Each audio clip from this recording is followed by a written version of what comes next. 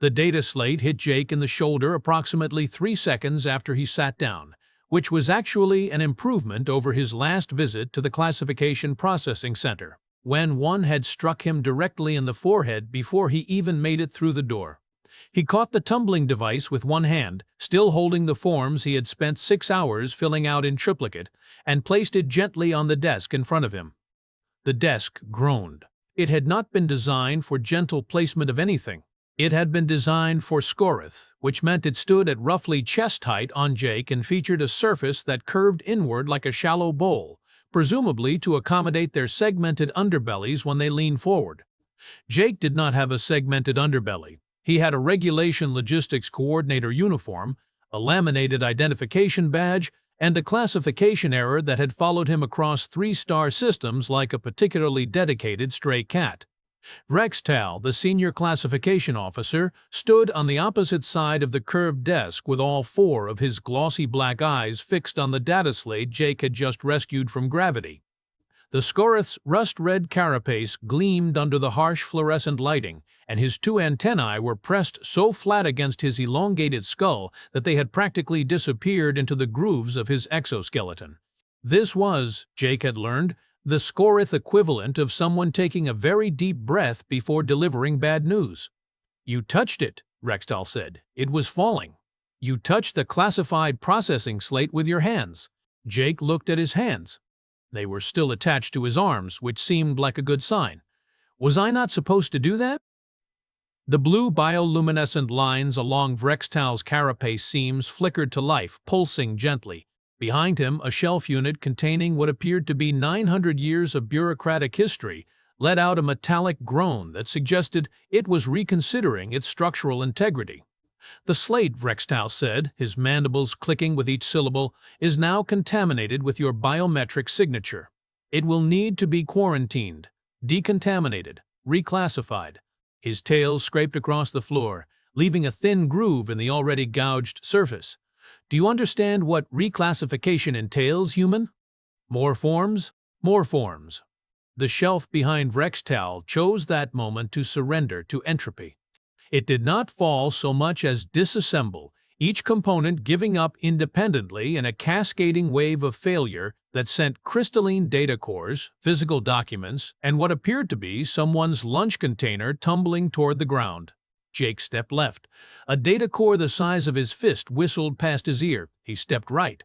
3 documents fluttered by like startled birds. He ducked. The lunch container sailed overhead and exploded against the far wall, showering the room in something purple and viscous. Vrextal had not moved. His species was not built for rapid lateral movement, a fact that became apparent as a cascade of data slates buried him up to his chest plates. His 4 black eyes blinked in sequence, left to right, then right to left, as his mandibles continued clicking in what Jake suspected was the Scorith equivalent of profanity.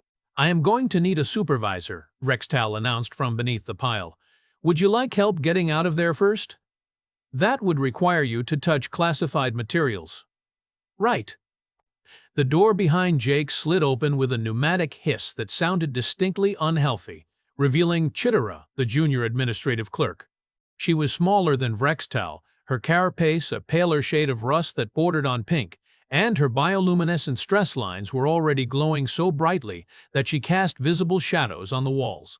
She had been glowing like that since Jake first met her, which had been approximately 40 minutes ago. He was beginning to suspect it was a permanent condition. "The system flagged an anomaly," Chitara said, her voice pitched high enough to make Jake's teeth ache. "An anomaly was flagged. By the system. There is an anomaly." "Yes," Vrextal said, still buried to his thorax. "The human's classification error has propagated." "Propagated where?" Vrextal's antennae somehow managed to flatten further. "Everywhere." Jake pinched the bridge of his nose. He had been trying to fix this problem for 11 standard months. The problem, in its simplest form, was this.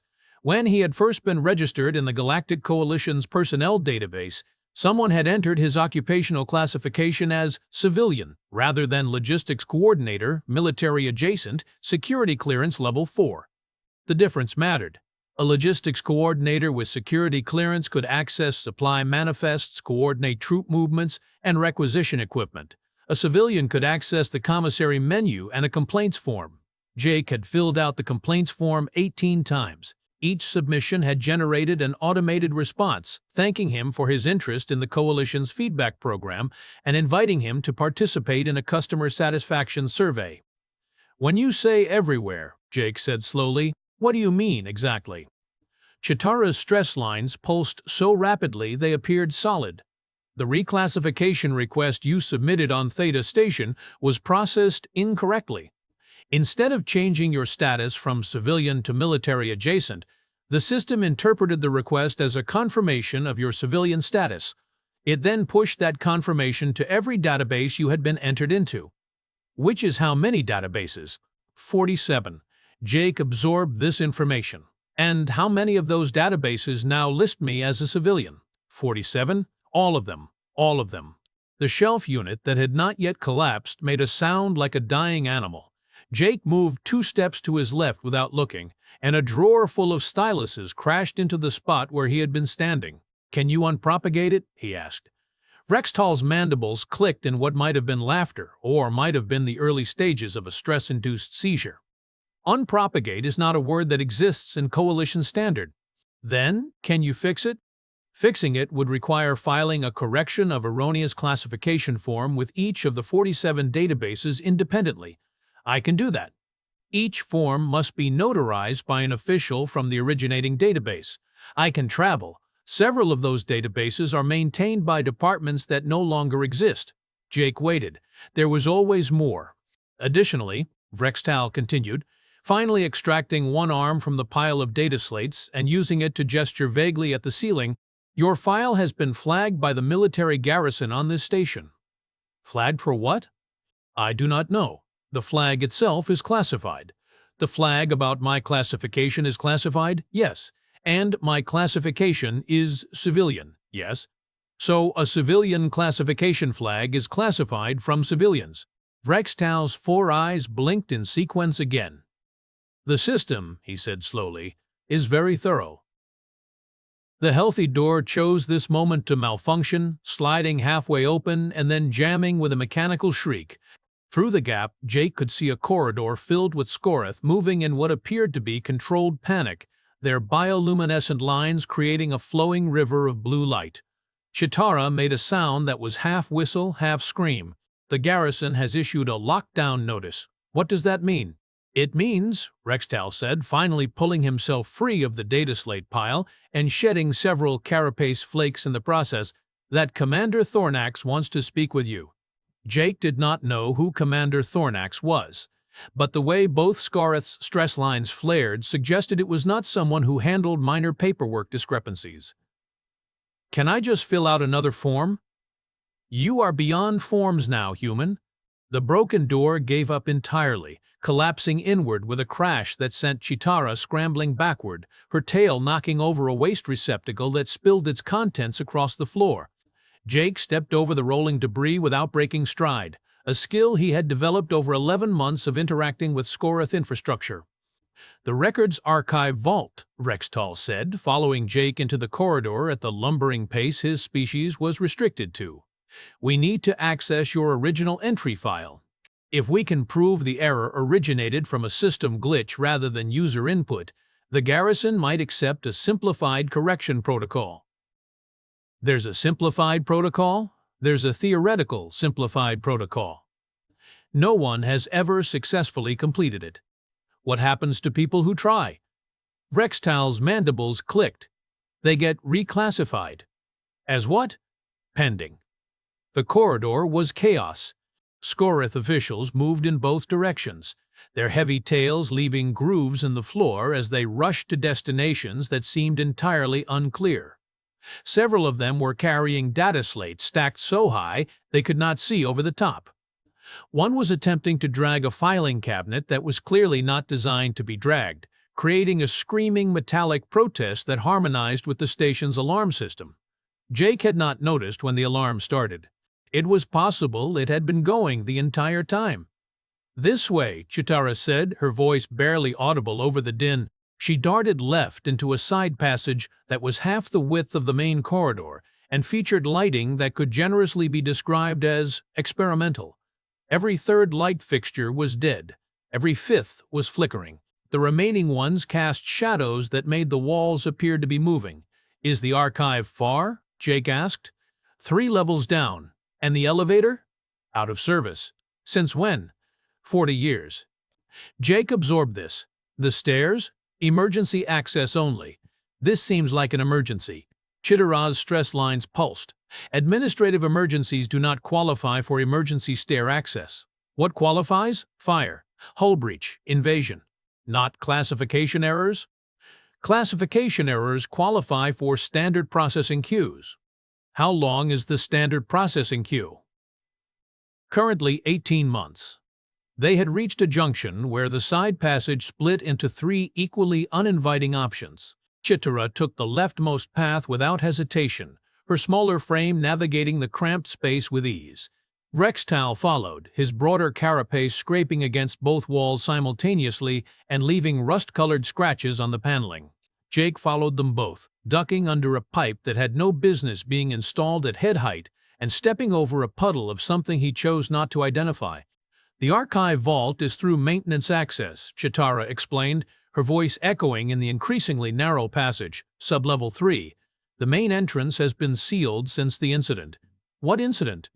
Vrextal made a sound that his translator rendered as untranslatable but which conveyed deep and lasting trauma. "There was a filing dispute," Chitara said carefully. "Several departments claimed jurisdiction over the same records. The dispute lasted for 3 years. When it concluded, 11 Scoreth had been reassigned to different systems, 2 departments had been formally dissolved, and the main archive entrance had been declared a structural hazard. Because of a filing dispute? Coalition bureaucracy, Vrextal said, takes paperwork very seriously. The passage terminated in a hatch that appeared to have been welded shut, then unwelded, then partially re-welded in a different configuration. Chitara produced a tool from somewhere in her carapace that Jake's brain refused to process and applied it to the hatch's seal. The seal made a sound like a dying engine and released. Beyond was darkness. "The lighting on sublevel 3 is motion-activated," Chitara said, stepping through the hatch. "Try not to move too quickly, or the system will interpret you as a threat." "What happens if the system interprets me as a threat?"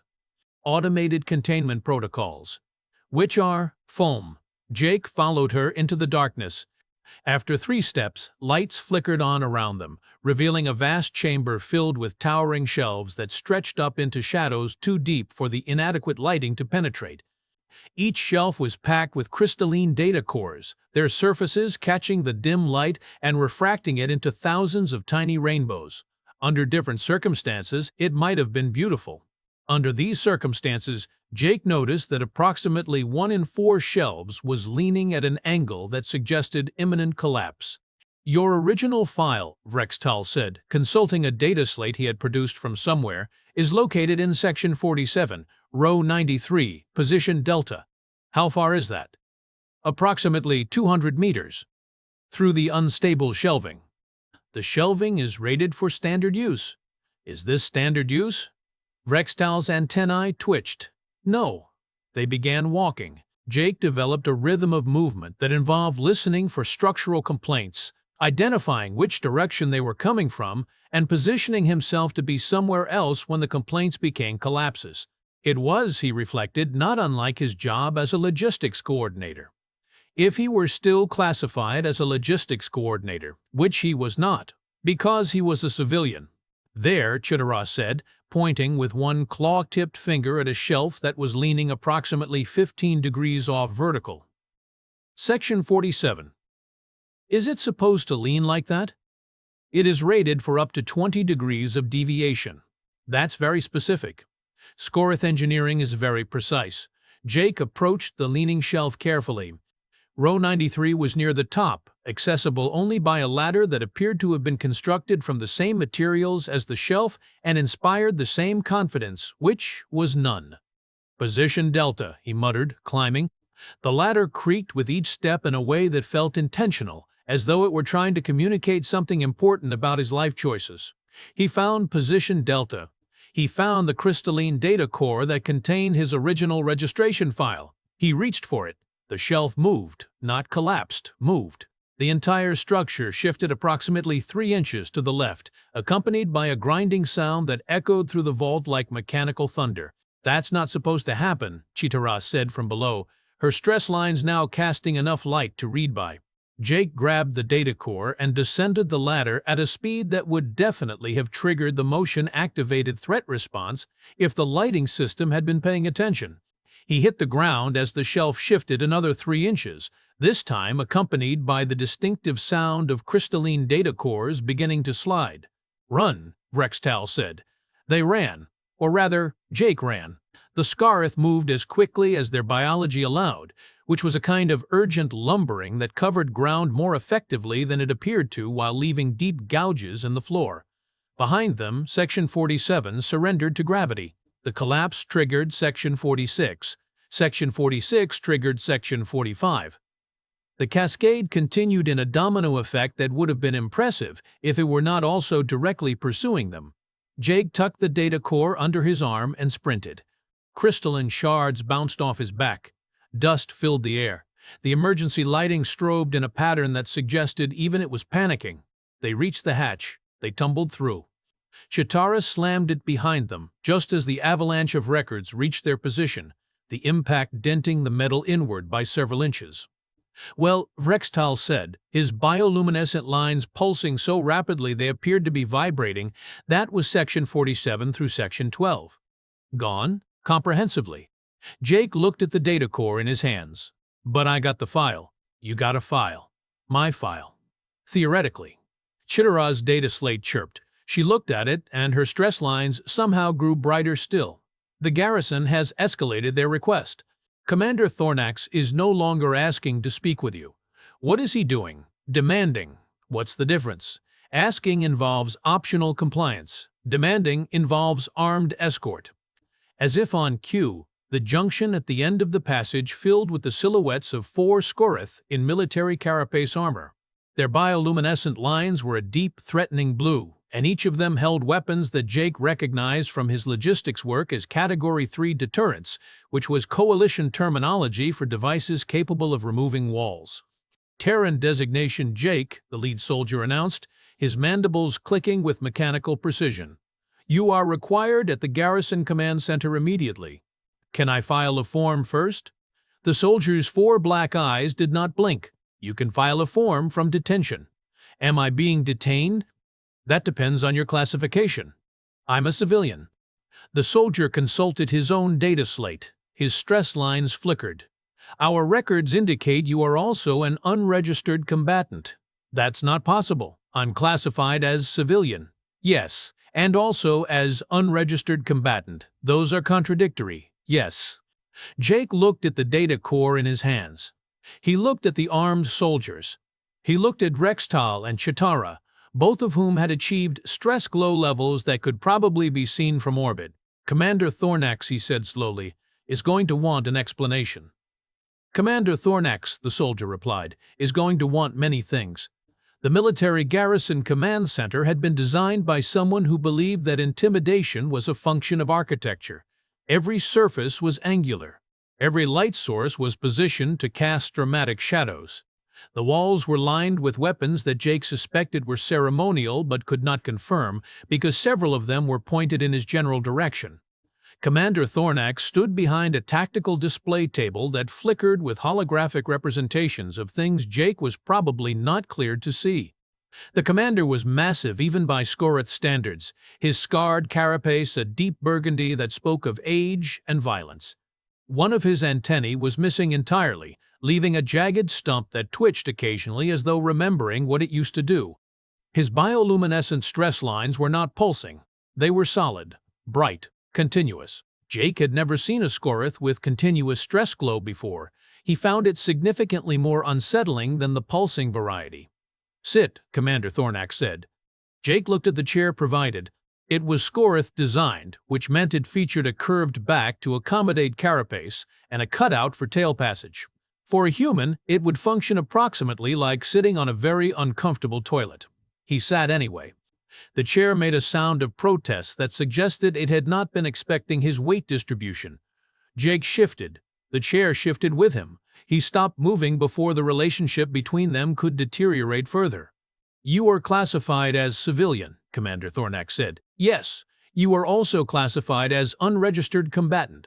Apparently, you were present during the Karath Station incident 4 months ago," Jake thought back. Karath Station had been a supply depot. He had been coordinating a shipment of medical equipment. There had been a minor altercation involving disputed cargo manifests and a forklift that someone had accidentally driven through a wall. "I was doing my job," he said. "Your job as a civilian?" "My job as a logistics coordinator." "You are not classified as a logistics coordinator." "I know. That's why I'm trying to fix the classification." Commander Thornax's mandibles clicked in a rhythm that Jake's translator could not parse. The tactical display flickered, and suddenly it was showing Jake's personnel file, projected large enough for everyone in the room to see. The file was a disaster. Classification fields overlapped. Status indicators contradicted each other. There were timestamps that appeared to reference dates that had not happened yet, and authorization codes from departments that Jake was fairly certain had never existed. "This," Commander Thornax said, gesturing at the holographic catastrophe with one claw-tipped hand, "is your record. It's not supposed to look like that." "No, it is not." Chitara made a small sound from somewhere behind Jake. He had not realized she and Vrextau had followed him into the command center. Turning slightly, he saw them both pressed against the far wall, their stress glow creating a combined illumination that rivaled the overhead lighting. "During the Karath Station incident," Commander Thornax continued, "you were logged as civilian personnel in a restricted military zone. This should have triggered immediate detention. It did not. I had authorization. Your authorization was issued to a logistics coordinator.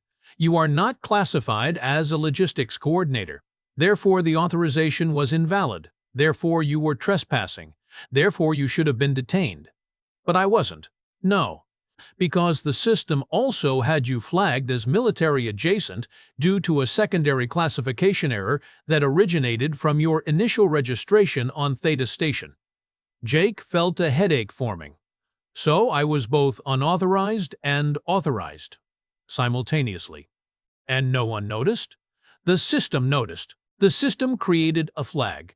The flag was classified because it referenced your classification, which was itself in dispute.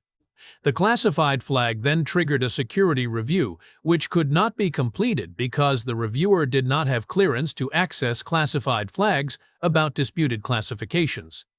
"That seems like a design flaw." Commander Thornax's continuous stress glow somehow intensified. "The system is functioning exactly as designed." The tactical display flickered again. New information appeared, scrolling past too quickly for Jake to read, but slowly enough for him to notice that his name was appearing with alarming frequency. "Your presence on this station," Commander Thornax said, "has created a jurisdictional paradox. As a civilian, you fall under civil administration. As an unregistered combatant, you fall under military tribunal. As someone with a disputed classification flag, you fall under the classification authority. These three bodies do not agree on who has primary jurisdiction. What happens when they don't agree? They form a tribunal. Another tribunal? A joint tribunal. A joint tribunal." Jake looked at the data core he was still carrying. He had almost forgotten about it. "I have my original file. From the archive. It should show that the initial classification was an error." Commander Thornax extended one hand. Jake placed the data core in it. The commander inserted it into a port on the tactical display, and the holographic mess expanded to include new information. Everyone in the room went still. "This file," Commander Thornax said slowly, "indicates that your original classification was entered correctly as logistics coordinator." "Good.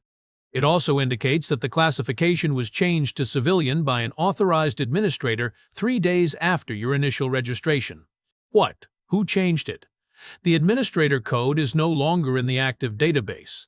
"Because the administrator retired?" "Because the administrator never existed." Jake stared at the display. "Someone who doesn't exist changed my classification." "According to your original file, yes." "That's impossible. Many things in your file are impossible. And yet." Commander Thornax gestured at the holographic disaster still rotating above the table. The door to the command center slid open with the unhealthy hiss that Jake was beginning to associate with all Scorath infrastructure. 3 more Scorath entered, each wearing ceremonial sashes that indicated rank or department or possibly both. Their stress glow was already active, pulsing in nervous rhythms. The tribunal representatives, Commander Thornax announced, Civil Administration, Classification Authority, Military Command. Jake remained in his uncomfortable chair. Is there going to be a trial? There is going to be a discussion. About my classification? About what to do with you. The 3 tribunal representatives took positions around the tactical display. The one from Civil Administration was elderly, her carapace faded to a pale orange. The one from Classification Authority was young and twitchy, her antennae in constant motion. The one from Military Command was Commander Thornax himself. The matter before this tribunal, the Civil Administration representative began, is the classification status of the Terran-designated Jake. He is a civilian, the Classification Authority representative said immediately. He is an unregistered combatant, Commander Thornax countered. He cannot be both. And yet he is. Jake raised his hand. Everyone looked at him. Could you just pick one? The Classification Authority representative's antennae went rigid. Pick one? Arbitrarily. Flip a coin. Whatever you do when records disagree, we do not flip coins. Then what do? We form committees. The committees investigate. The investigation produces reports. The reports are reviewed by additional committees. The review generates recommendations. The recommendations are submitted for approval. The approval process triggers an audit. The audit identifies discrepancies. The discrepancies require investigation. By more committees? Yes. Jake absorbed this. How long does that take? The current record is 47 years. For a classification dispute involving a single individual with errors in 3 databases. The Classification Authority representative's stress glow pulsed rapidly. You have errors in 47 databases. The mathematical projection for your case resolution exceeds practical calculation limits. The Civil Administration representative made a sound that might have been a sigh if Scorath had lungs capable of sighing. There is, she said carefully, an alternative. Everyone looked at her. We could create a new classification. The room went silent. Commander Thornax's stress glow flickered for the first time. The Classification Authority representative looked like she might collapse. A new classification, the young representative repeated. That would require approval from the Central Authority, signature from the Director of Records, amendment to the Classification Codex, notification to all 47 databases. Yes, that would take years. It would take approximately 8 months. 8 months is better than 47 years. Jake felt hope stir in his chest, a sensation he had learned to distrust over the past 11 months. What would the new classification be? The Civil Administration representative consulted a data slate that materialized from somewhere in her ceremonial sash. We would designate you as Terran Anomaly. Category: Administrative Exception. Status: Permanently pending. Your classification would officially be in a state of ongoing review. This would allow you access to all systems that require a classification to be present, while simultaneously preventing any system from rejecting you based on incorrect classification. Because my classification would always be under review. Exactly. Jake considered this. Would I be able to do my job? You would be able to do any job. The system would be unable to confirm or deny your authorization for any role. That seems like it could be abused. It could. We trust that you will not abuse it. Commander Thornax's mandibles clicked. This is irregular. Everything about this case is irregular, the Civil Administration representative replied. We are simply matching our solution to the problem. The tactical display flickered one final time.